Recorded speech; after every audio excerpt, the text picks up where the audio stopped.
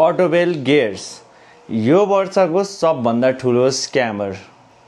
So तपाईहरू धेरैजनाले चाहिँ सोचिरहनु भयो होला अटोबेल जस्तो स्क्यामर कोही पनि छैन।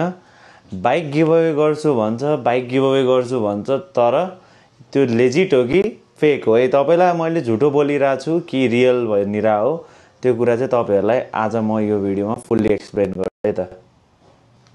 सो मैले यो गिभअवेको भिडियोहरु बनाउन थालेको चाहिँ धेरै नै भएको छैन है। अलमोस्ट 3 मन्थ्स जति भयो मैले गिभअवेको भिडियो बनाउने सोचेको।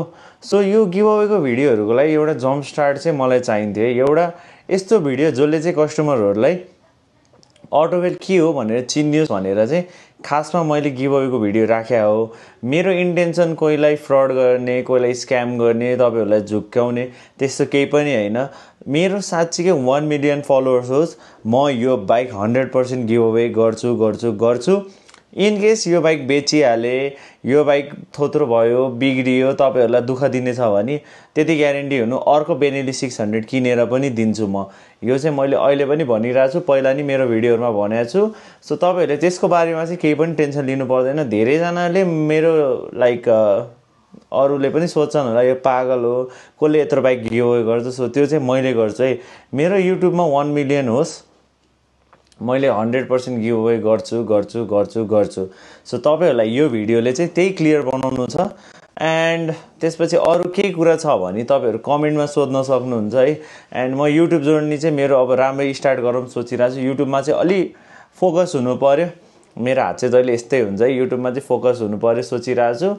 एन्ड छिटै अरु नयाँ इन्ट्रेस्टिङ ब्लग्सहरु नि लिएर आउँछु, बाइक रिलेटेड होस्, गिभअवे रिलेटेड होस्।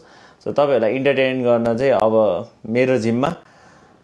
अरु केही छ भने चाहिँ प्लिज कमेन्टमा चाहिँ सोध्न नभुल्नु होला या नअगमकाउनु होला। जे सोध्न मन छ मजाले सोध्नु। तपाईहरुलाई थाहा नै होला मेरो पुरानो सेभियर जुन चाहिँ मैले कति महिनादेखि थन्काएर राखेको थिएँ हैन, त्यसलाई चाहिँ मैले फेरि सुचारु गरिसकेको छु। यो पाली चाहिँ अलि राम्रै मोडिफाई गरौँ भनेर। सो यो चाहिँ मेरो अहिलेको सिभिआर भयो अनि त्यो बेनेली भयो। दुईटैलाई बाहिर निकालेर दुईटैलाई बवाल तरिकाले देखाउँछु।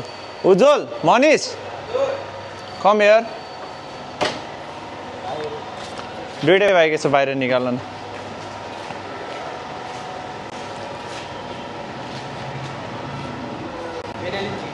दुईटै झिका न, यसो देखाइदिउँ। त्यो फेरि निकाल्नै पर्छ। ल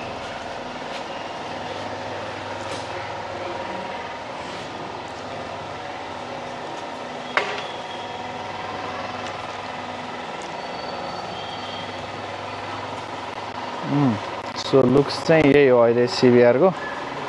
विङलेट बेनेलीको त भइहाल्यो। बिस्तारै चिप्ले लाऊ है तिमी पनि।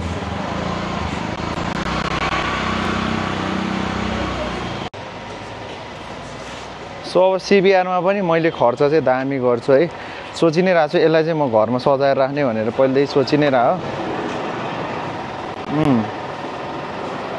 दुईटै ओए लुसी छोड।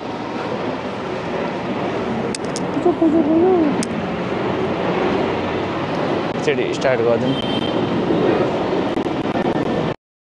स्टार्ट गरेरै मजाले सुनाइदिन्छु। आमा यहाँ ओए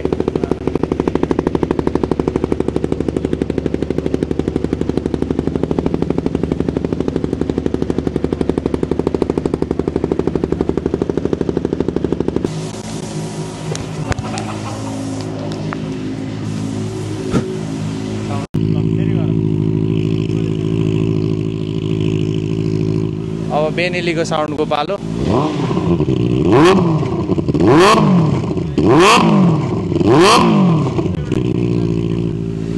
हो आज केआर टावर जानु छ।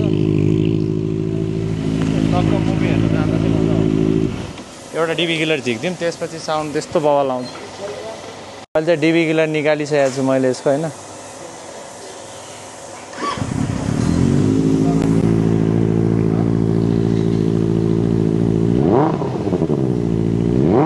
एउटा निकाल्दा कति डिफरेन्स आएको है।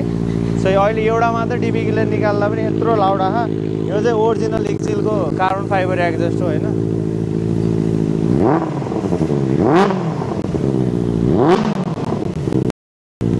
धेरै नगरौँ ल्याउ तपाईँहरूलाई यति नै भन्छु तपाईँहरूलाई मेरो बाइकहरू पनि देखाएँ बिस्तारै बिस्तारै अरू अपडेट के हुन्छ सबै देखाउँछु सो लाइफमा धेरै चिज हुँदैछ अहिले सबैको बिस्तारै बिस्तारै आउँछ अपडेट त्यतिसम्मको लागि चाहिँ धन्यवाद सब्सक्राइब गर्न नबिर्सिनु होला अटोबेललाई फलो गर्न नबिर्सिनु होला गिभअवेमा पार्टिसिपेट लिन नबिर्सिनु होला कमेन्ट गर्न नबिर्सिनु होला है त धन्यवाद टाटा